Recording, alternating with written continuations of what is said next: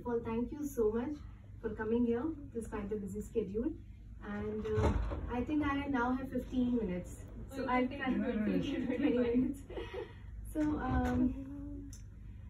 we all are aware that, for long antibiotics have been the bedrock of modern medicine. But now we have antimicrobial resistance so much that managing infections is becoming very challenging across the specialties. So today we are going to start with interpretation of the culture reports, just a basic understanding of it.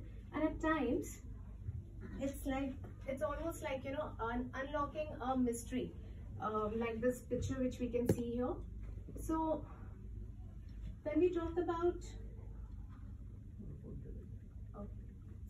about the lab diagnosis of infectious diseases, which is in fact the basic tenets for antimicrobial stewardship or infection control, there are 5 basic approaches which can be adopted, and that's microscopy, culture and sensitivity. We have serology, antigen detection, as well as molecular assays. And today, the focus is going to be on the understanding of culture and sensitivity. And this microscopy and culture and sensitivity, they are companions. So how do we routinely perform the antimicrobial susceptibility? This is something which Dr. Aarti does it. And the routine methods, as we all know, it's the traditional, we have the disc diffusion, where you have the plate and you have the antibiotic impregnated disc. And based on the zone of clearing, we decide whether it's susceptible or resistant. Then we also have the MIC, which is minimum inhibitory concentration. We'll discuss this subsequently. And now we are more and more using these automated systems, which actually tell us very quickly the susceptibility as well as gives us the MIC. So we're going to discuss regarding first whether the culture is reliable or not, the clinical interpretation of the cultures. We're going to discuss regarding the susceptibility, mechanism of resistance as well as MIC, the antimicrobial therapy, empirical and definitive, how do we choose it based on when we see a culture report, and of course the impact the antibiogram or understanding of the culture report can have on the antimicrobial stewardship program. So let's start with the first one, which is whether a culture report is reliable or not. So we have a 65-year-old lady here who is presenting with dysuria and frequency of urine. So this belongs to the nephrology and the urology specialty, as of course physicians. What will you prescribe in this patient who is presenting with this particular culture report? Here it's E. coli which is growing with a significant colony count 10 to the power of 5, and we see a culture report like this. So we have ciprofloxacin which is 3+, amikacin which is 4+, cefixime which is here, it's 2+, and we have none of the above. Yeah, of course. In the urine, it is significant. Yeah, it's E. coli, and this is the culture report which we are seeing.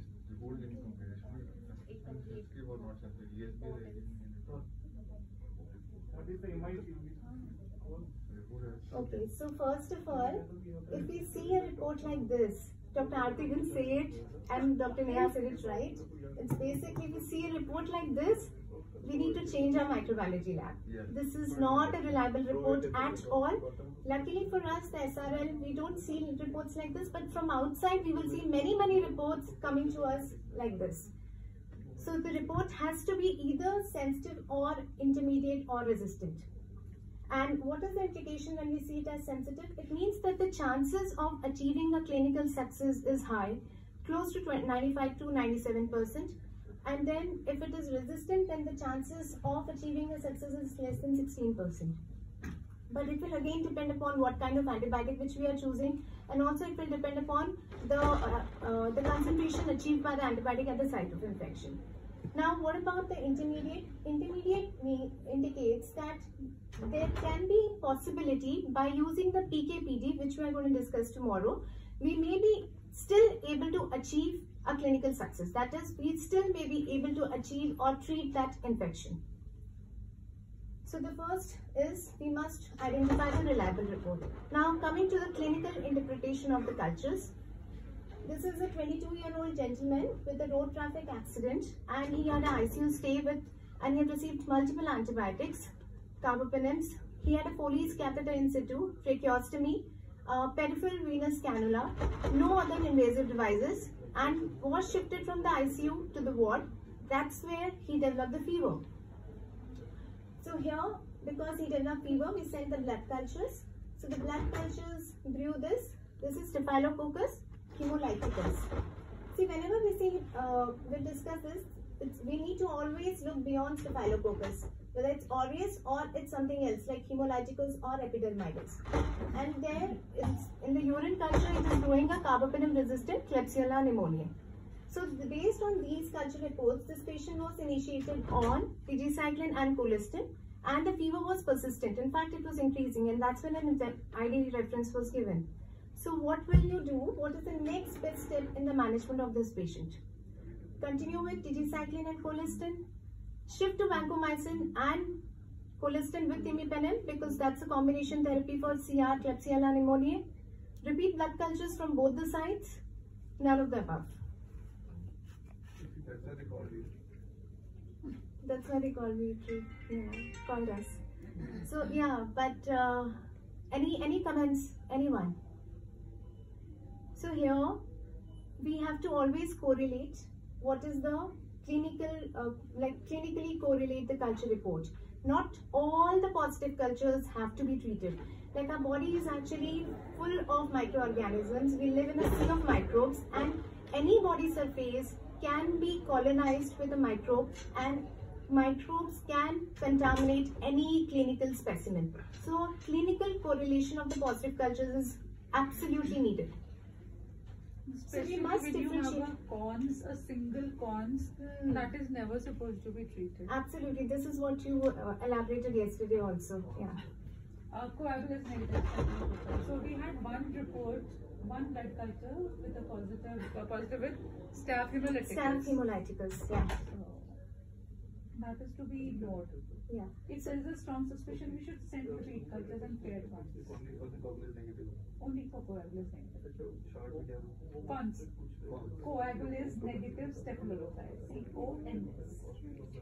So we will discuss, whenever we see a culture report, please see whether it's a colonization or a true infection, and there are several factors which we have to consider while we decide this. So we need to look into what is the site of the specimen, whether it's collected from the sterile site. So we have blood, CSF, a freshly placed catheter, ascitic fluid, all are these sterile, considered as sterile sites. The non-sterile site would be a catheter which is in place for a long time, like this patient had a catheter in situ, throat swab, these are all non-sterile sites.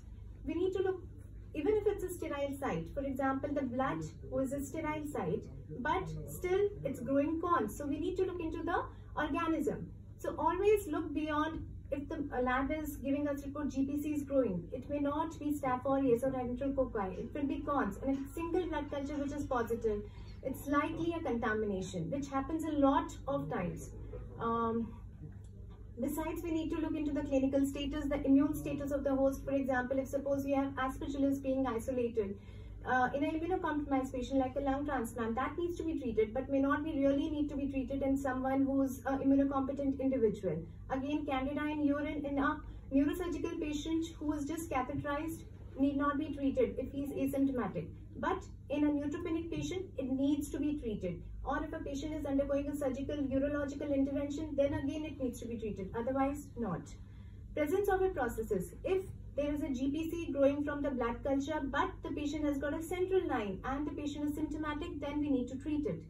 And of course, we always need to correlate with a compatible radiology as well as histopathology. Histopathology must show an invasion, tissue necrosis, and that will be quite indicative of a true infection.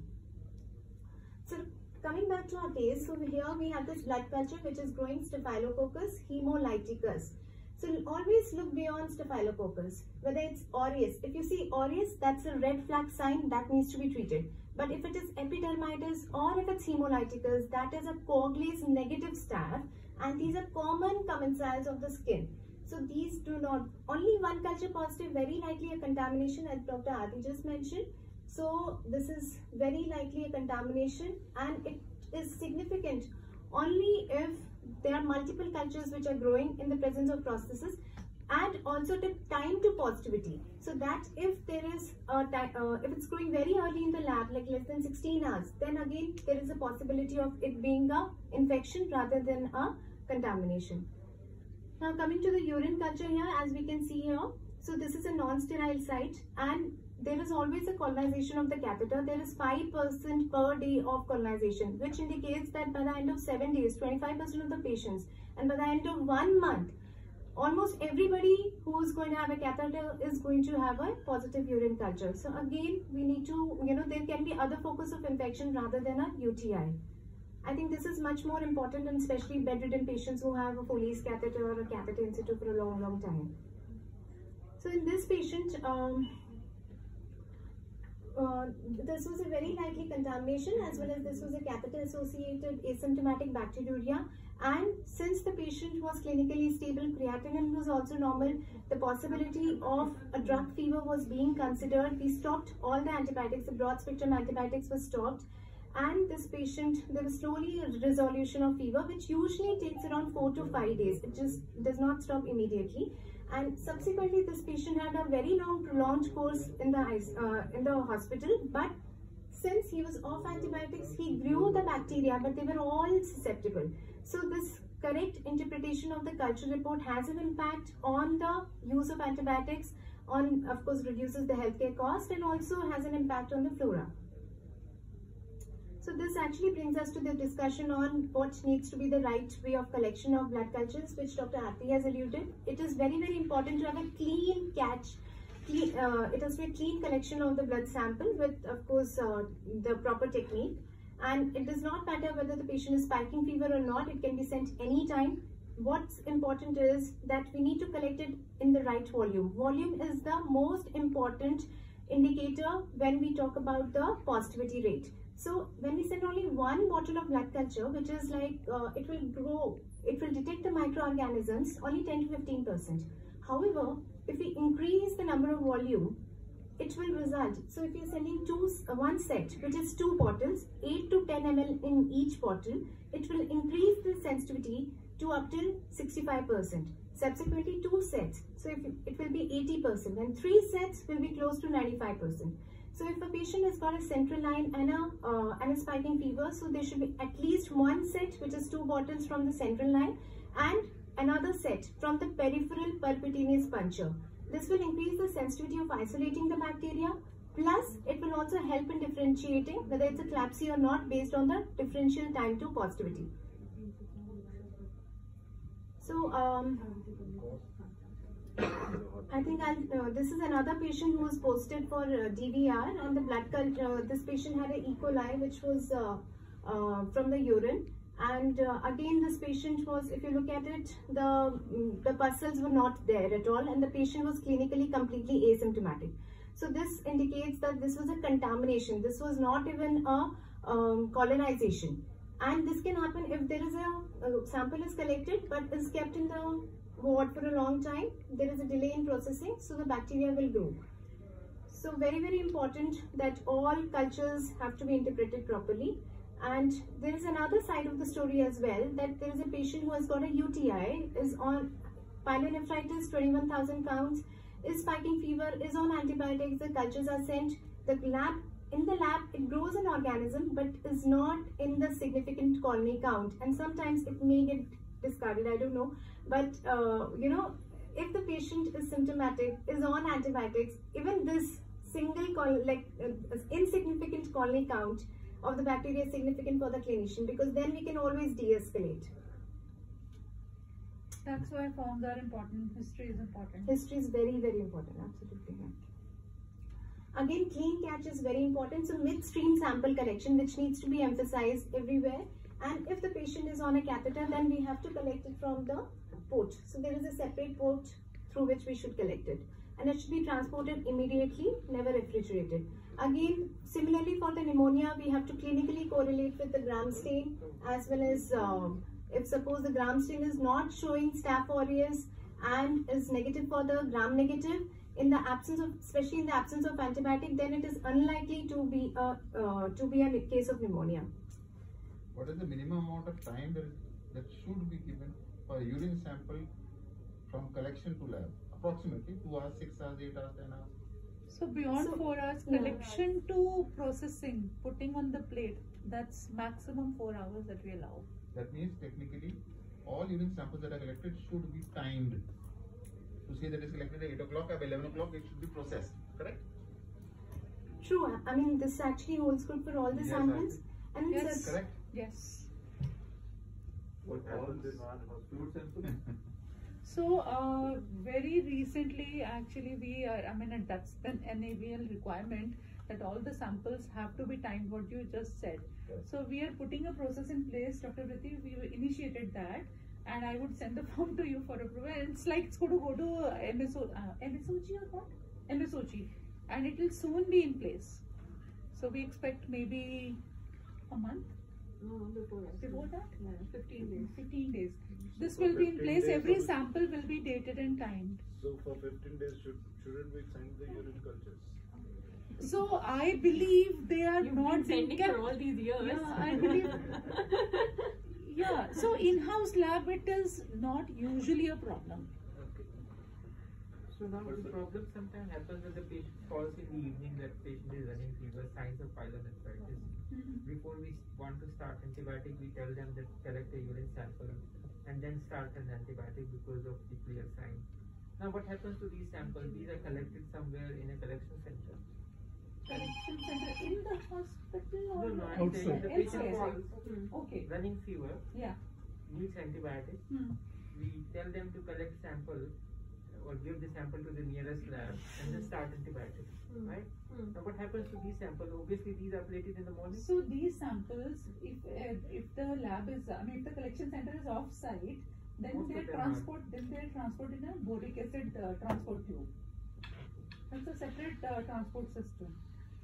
But does it happen routinely all around? I It mean, happens, yeah. Boric acid. NABL labs, obviously, they will have to maintain that minimum decorum. All but collection the labs which are centers- not NABL and stuff, the kind of report we just saw plus so many.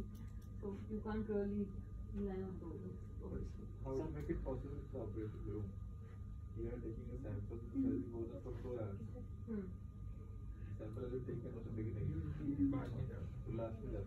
So that I think somebody has to oversee. I mean, That I we think. will have to create a process. Maybe So this is- then we will have to create a process. Obviously, all this is for that awareness also. I mean, then and if we have to create a process and the sample So goes. last time we discussed the issue. So now what is the, because it's been going on for years, now what is the impact of all this happening around? I mean, the sample is taken by a collection center, No, goes to the lab See, in the this is morning. for urine samples only.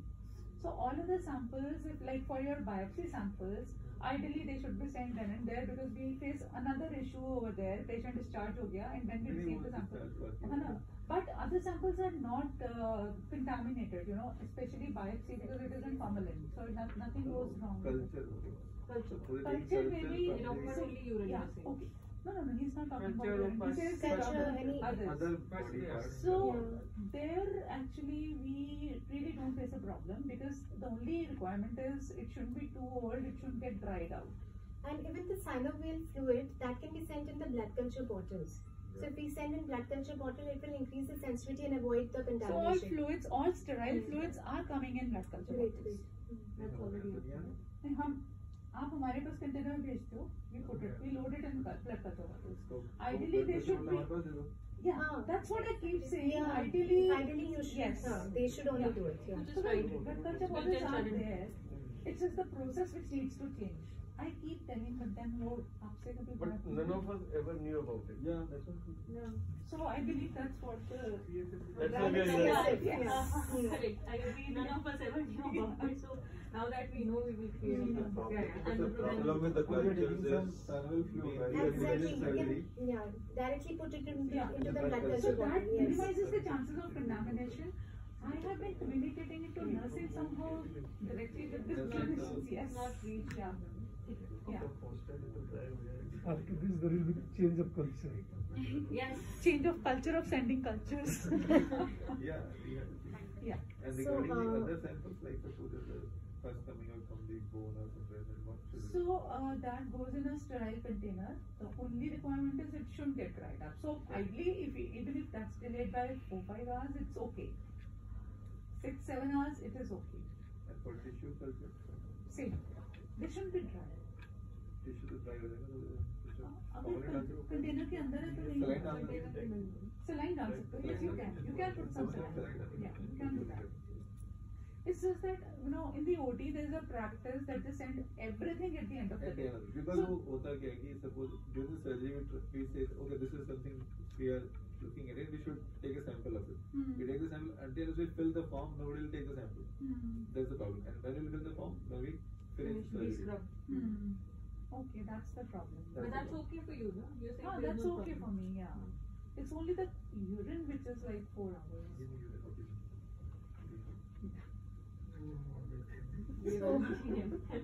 So I think I have a couple of other slides, but in the interest of time, I will The main objective is done. really. I think there's a lot more. I think this Why is don't you? this is Just important. Just do it. Yeah, this is important. Susceptibility mechanism. Let's do it. So just we'll discuss quickly regarding the susceptibility, the mechanism of resistance, and of course the MIC briefly. So we all know that for gram negatives there are various mechanisms of resistance, but gram negatives are predominantly made resistant by the beta lactamases, which are beta lactamases. They hydrolyze the beta lactams, which includes penicillins, cephalosporins, as well as the carbapenems. They are all beta lactams. So then when we look at the various beta lactamases, so we have ESBLs, we have carbapenemases, which includes the OXA48, the NDN, and of course we can have other metallobeta lactamases, which is NDN, MC, as well as the others. So why is it important to know whether an organism, whether a gram negative which we are seeing is a ESBL or it's a carbapenem resistant one? This is because it determines our choice of antibacterial therapy. If it's a ESBL and a non-severe infection, then we can choose BL-BLI combination. Whereas if it's a severe infection and ESBL, then of course the choice of antibiotic will be a carbapenem or some other class which is susceptible and is achieving adequate concentration at the site of infection. So I'll just quickly discuss regarding this. This is like how do we, this is very basic, but just what is an ESBL? DMB students? Extended spectrum beta. And how will you identify it in the culture report? We will check whether it is resistant to ampicillin or amoxicillin. And extended spectrum beta lactamases. So beta lactamases which are hydrolyzing the extended spectrum beta lactams, and these are the third generation cephalosporins. So you look at any culture report, if you're seeing a gram negative which is E. coli, Klebsiella, and so here you have to first look at the ceftriaxone, which is a third generation cephalosporin. If it's resistant, then you look at the cephalosporin sulbactam, which is a BL-BLI combination. So here it's sensitive, and you have piperacillin tazobactam, which is sensitive. So then this is a susceptible, resistant to third generation cephalosporin, but sensitive to BL-BLI combination, and there will be also resistance to astronam, which is not there a lot of times in the report. So this is an ESBL, resistant to third generation cephalosporin, but susceptible to BL-BLI. Suppose you have a BL-BLI which is intermediate, then you look at the carbapenems. Carbapenems, if susceptible, then you look at the cefepime. Cefepime, if it's sensitive, then it will become AMC, and if it is resistant, then it will become a OXA or a combination of efflux. If it's carbapenem resistant, then we have to look into whether We it's have to go a bit slow. I believe everybody is like, you know, looking totally zapped. Everybody's totally zapped. Okay, so basically in the culture report, first look at the third generation cephalosporin, look at the BL-BLI combination. If third generation resistant, BL-BLI sensitive, it's a ESBL. So here we can choose cephalosporin sulbactam or piperacillin tazobactam or a carbapenem depending upon the severity of infection. If it is a ESBL, there is no need to add colistin. So we can avoid colistin. Carbapenems or BL-BLI are good enough for treating such an infection. So that is one of the, it's very important to interpret it properly. Can we just ask everybody to understand what you said? Okay, yeah, please. Because It's do you want a basically, repetition? We can ask for a repetition now.